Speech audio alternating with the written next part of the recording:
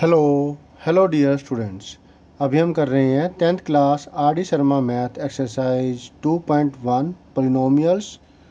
Chapter का नाम है और इस एक्सरसाइज का क्वेश्चन नंबर 7 का 7th पार्ट हम कर रहे हैं। टोटल 8 पार्ट्स है, ये सेकंड लास्ट पार्ट है। हमें इस पोलिनोमियल जो कि वाई वेरिएबल के तौर पर है, इस पोलिनोमियल के जीरोज और कोफिशिएंट्स के बीच में रिलेशनशिप को वेरीफाई करना है। उसके लिए हमें यहाँ पहले ए बी और सी यानी तीनों कोफिशिएंट्स की वैल्यू को निकालना होगा। गिवन पोलिनोमियल क्वाड्रेटिक पोलिनोमियल वो है p y equal to y square plus 3√5/2y minus 5। इसे नाम दिया 1। कंपेयरिंग 1 विद जनरल फॉर्म है उसके साथ A Y square minus plus B Y plus C. तो इसके साथ इसको कंपेयर करें तो वाई स्क्वेयर का कोफिशिएंट यहाँ पे कुछ नहीं है तो 1 है, वाई का कोफिशिएंट यहाँ बी है, वाई का कोफिशिएंट यहाँ पर 3√5/2 है तो ये बी की वैल्यू हो गई और सी की वैल्यू कांस्टेंट टर्म -5 हो गई। A equal to 1, b equal to 3√5/2 and c equal to constant term -5। अब जो क्वाड्रेटिक पोलिनोमियल दिया हुआ है उसको हम सिंप्लीफाई करेंगे। कैसे? 1/2 कॉमन ले लेते हैं हर एक में से। तो जब 1/2 कॉमन लिया है तो 2 इसके साथ मल्टीप्लाई हो जाएगा। फैक्ट होता है भाई, अगर हम 2 कॉमन लेते हैं तो 2 से हर एक टर्म को डिवाइड कर देते हैं। अब 2 से हम क्या कर रहे हैं, 2 डिनोमिनेटर में से कॉमन ले रहे हैं तो डिनोमिनेटर में क्या होगा, 2 मल्टीप्लाई हो जाएगा हर एक में। समझ में आया कुछ? डिनोमिनेटर में मल्टीप्लाई होगा या न्यूमरेटर में मल्टीप्लाई होगा? जब न्यूमरेटर में कॉमन लेते हैं तो डिनोमिनेटर में मल्टीप्लाई होता है और जब डिनोमिनेटर में से कॉमन लेते हैं तो न्यूमरेटर में मल्टीप्लाई होता है। ये फैक्ट है। तो फिर 2 ऊपर मल्टीप्लाई हो जाएगा 2y², और जब इसमें 2 मल्टीप्लाई होगा तो 2 से 2 कट जाएगा, तो मतलब हमें सिर्फ ये 3√5 मिल जाएगा y। इसके डिनोमिनेटर में 2 नहीं है तो 2 यहाँ मल्टीप्लाई हो जाएगा -10। तो डिनोमिनेटर में से 2 कॉमन लिया तो न्यूमरेटर में 2 मल्टीप्लाई हो गया हर एक टर्म के अंदर, हमें मिलता है ये। क्लियर है? गुड। अब हमें इसकी फैक्टराइजेशन करनी है। ऐसे केस के अंदर जो वाई स्क्वायर का कोफिशिएंट है 2 मल्टीप्लाई में जो कांस्टेंट टर्म है वो, इन दोनों का प्रोडक्ट -20 है, नेगेटिव है और √5 है इधर। इससे पहले भी क्वेश्चन किया था उसमें √3 का कॉन्सेप्ट था, यहाँ पे √5 का है तो इसलिए √5 का स्क्वायर मतलब 5 से हम पहले इसको डिवाइड करेंगे तो हमें मिलता है -4। अब √5 छोड़ दीजिए, 3 मिलना चाहिए हमें सब्ट्रैक्शन करने पर। तो वो कौन कौन से होंगे? 4 × 1 सब्ट्रैक्शन करने पर हमें क्या मिल रहा है? 3 मिल रहा है कि नहीं? सब्ट्रैक्शन करने पर 3 मिलना चाहिए था, क्योंकि ये पॉजिटिव है तो बड़ी वैल्यू का निशान प्लस होगा, छोटी वैल्यू का निशान माइनस होगा, और दोनों के साथ ही √3 और y जोड़ देंगे। तो स्प्लिटिंग द मिडिल टर्म से क्या हो जाएगा, 4√3y और -√5 है क्या, सॉरी √5 -√5y। ये मिडिल टर्म स्प्लिट हो जाती है इस तरीके से। 1/2 2y² plus 4√5y -√5y -10। Clear है? 1/2। अब दोनों में 2 कॉमन आ रहा है, एक तो बस 2 ही कॉमन है और एक y कॉमन आ रहा है। तो 2y हम न्यूमरेटर में मल्टीप्लाई मतलब कॉमन ले रहे हैं तो डिनोमिनेटर में मल्टीप्लाई हो जाएगा, यानी कि कट जाएगा, फिर नीचे 2y लिखेंगे तो फिर सिर्फ y बचेगा इसमें से। ये फैक्ट क्लियर हो रहा है ना ये वाला? अच्छे से समझ करके करना कि मैंने यहाँ पर कॉमन निकाला था वो कैसे हुआ था। ओके, तो यहाँ बचा सिर्फ y और इधर बचा 2 ले लिया तो 4 में से 2 बचा, √5 का √5 बचा और y ले चुके हम कॉमन। अब यहाँ पर भी कॉमन आ रहा है माइनस का √5, तो इधर बचा सिर्फ y और इधर माइनस को में से माइनस कॉमन लेने पर प्लस हुआ। 10 में से √5 कैसे कॉमन निकालेंगे, जैसे पहले किया था इससे पहले वाले क्वेश्चन में। 10 का मतलब है 2 × 5 और 5 का मतलब है 2 × √5।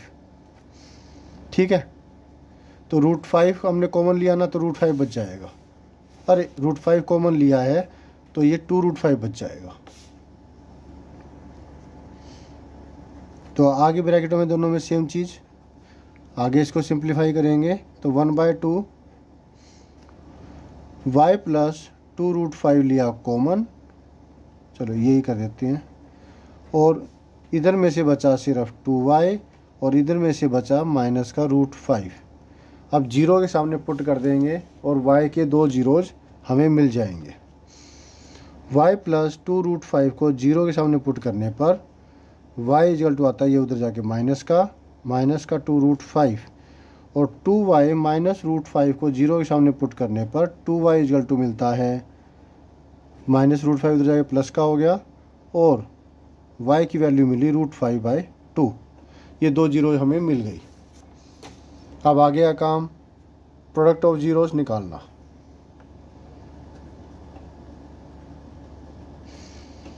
प्रोडक्ट ऑफ जीरोज मतलब ये और ये, इन दोनों का प्रोडक्ट, -2√5 मल्टीप्लाई √5/2। √5 से √5 कट गया, मतलब कट तो क्या गया, रूट ख़त्म हो जाता है 5, और ये 2 से 2 कट गया, माइनस का निशान है -5। अब क्या यही वैल्यू c/a से भी मिलेगी, सॉरी -b/a से भी मिलेगी? तो देखिए -b/a लिख लेते हैं, -b की वैल्यू यहाँ पर कंपेयर की थी, ये आई थी -3√5/2। अब ये डिवाइड में है ना, तो एक तरीके से डिवाइड लगा देता हूँ मैं, क्योंकि फ्रैक्शन ये न्यूमरेटर डिनोमिनेटर नेगेटिव और पॉजिटिव रैशनल नंबर्स आ रही हैं। -b डिवाइड a की वैल्यू रखेंगे और a की वैल्यू है सिर्फ 1, तो कोई दिक्कत ही नहीं है, बस ख़त्म। 1 कहें तो हमें वापस यही मिल जाएगी ना, -3√5/2। तो देखिए आप, यही वैल्यू है क्या हमारे पास? मैंने प्रोडक्ट ऑफ जीरोज क्यों लिख दिया पहले? चलिए ये तो सम ऑफ जीरोज में निकाल दिया, ठीक है, सम ऑफ जीरोज है ये, आगे काम आ जाएगा। प्रोडक्ट ऑफ जीरोज और निकाल लेते हैं। प्रोडक्ट ऑफ जीरोज क्या था? c/a, c -5 है, बाय में 1, ठीक है। तो प्रोडक्ट ऑफ जीरोज पहले निकाल दी। ये है कांस्टेंट टर्म c/a और डिनोमिनेटर में है कोफिशिएंट ऑफ वेरिएबल, क्या था? y, coefficient of y। मैंने पहले भी क्वेश्चंस लिखे हैं तो उसमें x ही ले लिया, यहाँ पर भी, तो यहाँ पर y ले लीजिएगा, या कोई भी ऐसा कोई क्वेश्चन किया है तो, ठीक है। ओके, तो कोफिशिएंट ऑफ y आ गया। अब प्रोडक्ट ऑफ जीरोज के बाद सम ऑफ जीरोज, इसको नाम दिया 2।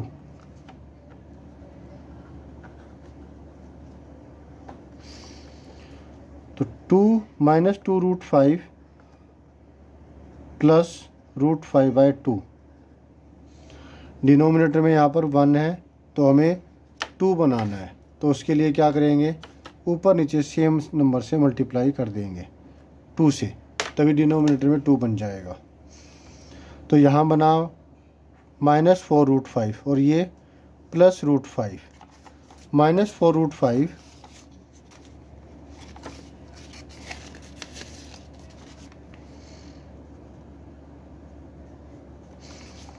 -4√5 प्लस √5 अपॉन में 2, सोल्व करने पर बड़ी वैल्यू का निशान आएगा माइनस का, और 4 - 1 3 -3√5/2।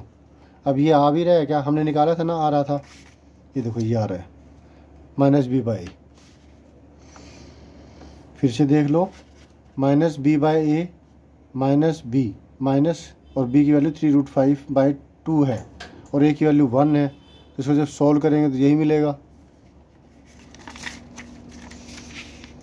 तो इसको हम लिख सकते हैं -3√5/2 और -3√5/2, ये हो गया b और ये होगा a, मतलब -b/a, मतलब कोफिशिएंट ऑफ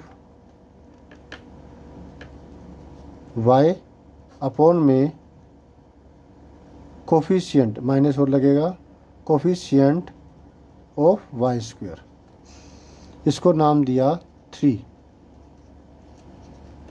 ठीक है, बात समझ में आई। तो प्रोडक्ट ऑफ जीरोज c/a के बराबर आता है, कांस्टेंट टर्म अपॉन में कोफिशिएंट ऑफ y², और सम ऑफ जीरोज आ रहा है -b/a, coefficient of y upon में minus coefficient of y upon में coefficient of y²।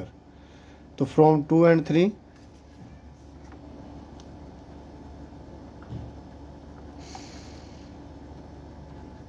The relationship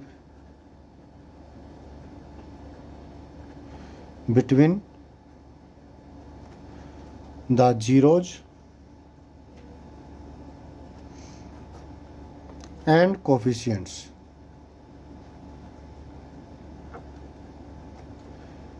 has been verified। Hope so आपको अच्छे से समझ में आ गया। कोई डाउट हो तो कमेंट करके पूछिएगा। इस गलती का ज़रूर ध्यान दे लीजिएगा कि यहाँ पर मैंने x लिख दिया, इसकी जगह यहाँ पर लिखेंगे आप v² और v²।